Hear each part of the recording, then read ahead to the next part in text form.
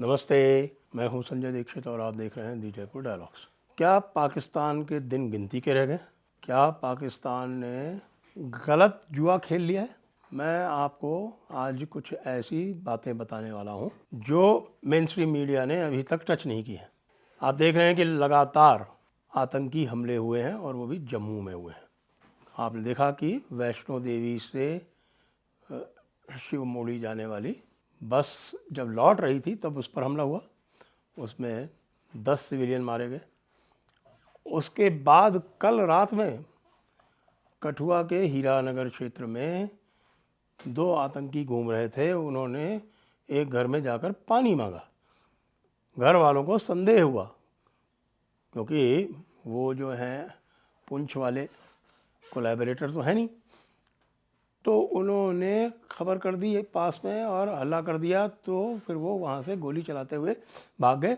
कुछ लोगों को गोली लगी जो घायल हुए, लेकिन यह जो बात हुई हीरानगर में ये दूसरे प्रकार की थी। पास में सीआरपी का बेस है, संभवतः उसको टारगेट करने के लिए आए थे। बाद में वो घेर लिए गए और एक उनमें से मारा भी गया। और उसके थोड़ी देर बाद डोडा जो है ये चिनाब वैली में पड़ता है और यहाँ मुस्लिम आबादी काफ़ी है। वहाँ पर आर्मी के एक बेस पर हमला हुआ, लेकिन काफ़ी दूर से हमला हुआ। लगता है जो भी आए थे वो शायद डरपोक थे, वो निकट नहीं आए बेस के, दूर से गोलियां चलाई और भाग गए। और इस समय उनकी खोज पड़ताल जारी है। तो ये क्या हो रहा है, क्यों हो रहा है? देखिए, एक तो हम लगातार अभी हमने कुछ ही दिन पहले बात की थी कि एक नॉर्मलसी का जो डिल्यूजन बनाया गया, उस डिल्यूजन में इन लोगों को रीग्रुप होने की और अपनी जो भी हैसियत थी वो बचा के रखने का, मैं आतंकवादियों की बात कर रहा हूँ, मैं आतंकवादियों के इकोसिस्टम की बात कर रहा हूँ। उन्होंने देखा कि इस समय प्रेशर ज़्यादा है, तो उन्होंने 3-4 साल अपने आप को बचा के अपने आप को रीग्रुप किया। लेकिन अचानक ये क्यों बाढ़ आई? इसका कारण मैं आपको बताता हूँ। इसका कारण ये है कि पूरा का पूरा माहौल ये बनाया हुआ था पाकिस्तान में और पश्चिमी देशों में। पूरा का पूरा माहौल यह बनाया हुआ था कि मोदी हार जाएगा और मोदी के हार जाने के बाद में क्या होगा, उसके लिए जो समझौता वार्ताएं थी वो, जिसको हम वैसे तो track 2 diplomacy government to government कहते हैं, लेकिन यहाँ पे ट्रैक 3 और ट्रैक 4 डिप्लोमेसी जो थी वो हमारे एक बड़े नेता, अब मैं उनका नाम नहीं ले रहा हूँ, कल को मेरे को डेफेमेशन के लिए सू कर दें, आप लोग गेस कर लें। हमारे बड़े नेता जिनका मूल जो है वो अर्ध विदेशी है, ऐसे बड़े नेता के साथ में मीटिंग्स इत्यादि होकर ये तय हो गया था कि भाई जैसे ही मोदी हटता है तो 370 को हटाने का कार्यक्रम आरंभ किया जाएगा। आपको ध्यान है इनके एक घटक ने ये बातें भी की थी। यहाँ तक बातें कर ली थी कि हम एटम बॉम्ब ही ख़त्म कर देंगे, हमारा जो एटम बॉम्ब है उसको ही डिसमेंटल कर देंगे। अब ये बताइए, किसी भी मैनिफेस्टो में कम्युनिस्ट पार्टी जैसी पार्टी जो है, जो इंडिया अलायंस का एक पार्टनर है, वो ऐसा क्यों कह रही थी? क्योंकि ये सब बातें जो हैं ये वेस्टर्न डीप स्टेट के साथ में जो इनके निगोशिएशन हुए थे उसमें तय हो गई थी। कुछ लोग ऐसे भी थे जिनको ये स्पष्ट लग रहा था कि ना, ऐसा आसान नहीं है, मोदी नहीं जाएगा कहीं और मोदी जो है वो कंटिन्यू करेगा। तो वो मोदी कंटिन्यू के हिसाब से उन्होंने अपनी पॉलिसीज़ बनाई हैं। आपने देखा कि जो पूरा जो वेस्टर्न इकोसिस्टम है मेन स्ट्रीम मीडिया को कंट्रोल करने वाला, उसमें ओमिद्यार जो है एक वो बहुत बड़ा प्लेयर था, लेफ्टिस्ट लिबरल कवाल का। ओमिद्यार ने भारत में अपने ऑपरेशन कर दिए बंद। क्यों बंद कर दिए? क्योंकि उसको लग रहा था कि मोदी फिर से आएगा और मोदी फिर से आएगा तो उसके बाद फिर जो भी हमने इन्वेस्टमेंट किया है ये सारा का सारा बेकार जाएगा। अभी देखिए, रिटर्न ऑन इन्वेस्टमेंट होता है ना, तो जितना भी इस पूरे कबाल ने भारत में इन्वेस्ट किया वो सारा व्यर्थ चला गया। इसको लेके न केवल वे बहुत चिंतित हैं, जिन पर उन्होंने इन्वेस्टमेंट किया था, उन्होंने पाकिस्तान में इन्वेस्टमेंट किया था और उन्होंने भारत में जो कतिपय पार्टियां हैं जिनको आप जानते हैं, जिनको हम पंचमक्कार भी बोलते हैं, उन पंचमक्कारों में, पंचमक्कार से संबंधित पॉलिटिकल पार्टियों में, इनमें जिनमें भी इन्वेस्टमेंट किया था वो सब बेकार चला गया। तो उसको छुपाने के लिए पाकिस्तान से ये आक्रमण किए जा रहे हैं, ये दिखाने के लिए कि ठीक है मोदी भले इलेक्शन जीत गया हो लेकिन कंट्रोल तो हमारा है। देखो हम कश्मीर वैली तो छोड़ दीजिए, कश्मीर वैली तो हम जिस दिन चाहेंगे उस दिन आग लगा देंगे। और कश्मीर वैली में आग लगाने में जो एक माहौल बनाया गया, एक झूठा एक नैरेटिव फैलाया गया जिसके हिसाब यहाँ सब कुछ नॉर्मल है। और आपको ये भी जानकर आश्चर्य होगा कि जो इंजीनियर रशीद को जो चुनाव लड़ाया गया ना, ये भी कोई सामान्य प्रक्रिया नहीं है। इसमें भी हमारे ट्रैक 2 वाले जो हैं वो शामिल हैं।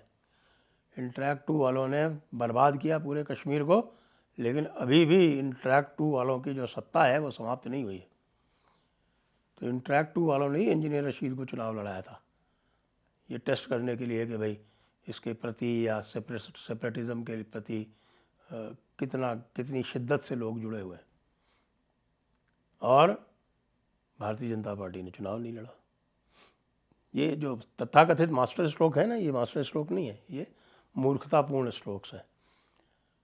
लेकिन अभी की जो बात कर रहा हूँ, अभी की ये बात है कि ये जो आप हमले देख रहे हैं वो इसलिए हो रहे हैं कि पाकिस्तान को जो पैसे दिए गए थे वो पाकिस्तान के पैसे से, और भारत में जो पैसे दिए गए थे वो वेस्ट चले गए। तो लोग उनसे सवाल जवाब कर रहे हैं, उनसे एक्सप्लेनेशन मांग रहे हैं, उनसे कारण बताओ पूछ रहे हैं कि बताओ क्या कारण हुआ, क्यों तुम ये सब ट्रिगर नहीं कर पाए।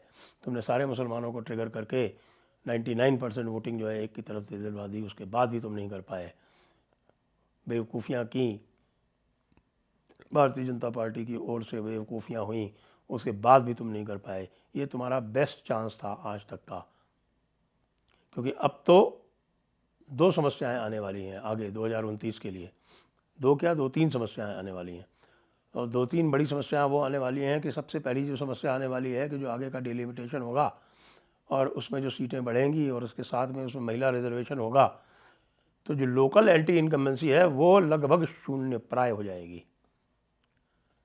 इस बार जो हार हुई है, जहाँ पर भी हुई है, उसमें बहुत बड़ा योगदान लोकल एंटी इनकम्बेंसी का है। यदि आप लोकल एंटी इनकम्बेंसी को ज़ीरो कर दें तो 300 से ऊपर सीटें फिर आ जाती हैं भारतीय जनता पार्टी की।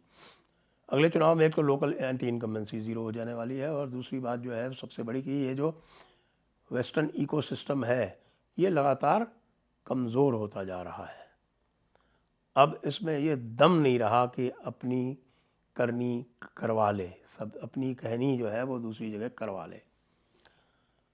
तो इसलिए यह सशंकित है कि 2029 में इसकी पावर वो नहीं होगी जो इस समय है। इस समय वो पीक पर था, तो जब अपने पीक पर और एंटी इनकम्बेंसी के पीक पर नहीं हरा पाए, तो जब एंटी इनकम्बेंसी ज़ीरो हो जाएगी तब क्या कर पाएंगे। इसलिए जिन्होंने इनसे पैसे लिए हैं वो अब एक्टिवेट हो रहे हैं ये दिखाने के लिए। तो ये आपने देखा पाकिस्तान वाला फ्रंट एक्टिवेट हुआ, साथ में जिन्होंने यहाँ पैसे ले रखे हैं, जिनको माइलेज देने के लिए बहुत सारे सोशल मीडिया जो प्लेटफॉर्म्स हैं जो विदेशों से ऑपरेट होते हैं, उनको जो पैसे दिए गए और उससे इनकी रीच इत्यादि बढ़वाई गई, वो इनको भी कुछ दिखाना पड़ेगा। इसलिए आप जल्दी ही देखेंगे कि यहाँ इंटरनल डिस्टर्बेंस की भी प्लानिंग हो रही है और बहुत जल्दी इंटरनल डिस्टर्बेंस होंगे। लेकिन इस सब में पाकिस्तान का क्या होगा, जो सबसे बड़ा प्रश्न है कि अब पाकिस्तान का क्या होगा। संकेत दे दिए गए हैं, सभी को बुलाया गया, मौजूद जैसे बेवकूफ़ को भी बुला लिया गया। मैं तो इसलिए कह रहा हूँ, वैसे तो क्योंकि मैं सरकार में नहीं हूँ, बाहर हूँ, तो कह सकता हूँ मौजूद जैसे बेवकूफ़ को भी बुला लिया गया, लेकिन पाकिस्तान से किसी को नहीं बुलाया गया। पाकिस्तान सबसे ज़्यादा दुखी इस बात से है कि उसको भारत ने आइसोलेट करके एक तरह से खंड खंड कर दिया है, और पूरे खित्ते में यानी पूरे रीजन में, पूरे क्षेत्र में जो इस समय उसकी स्थिति हो रही है, अफ़गानिस्तान से आक्रमण हो रहे हैं, ईरान से आक्रमण हो रहे हैं, उनके इंटरनल टीटीपी इत्यादि जो है वो सारे उनके पूरा का पूरा वेस्टर्न फ्रंट जो है वो लाइटेड अप है। तो ऐसे में उसने इधर छेड़ के जो रिस्क लिया है कि यदि भारत जो है सीज़ फायर ख़त्म कर देता है, और सीज़ फायर ना भी ख़त्म कर दे तो बिना सीज़ फायर ख़त्म किए, क्योंकि सीज़ फायर तो आपको पता है 2003 से और लगातार नाम का ही चलता रहा था, और उसको सीज़ फायर को बिना ख़त्म किए कुछ किए, और जो पाकिस्तान का ईस्टर्न बॉर्डर है उसको लाइट अप कर देता है, तो आप समझिए पाकिस्तान का क्या होगा।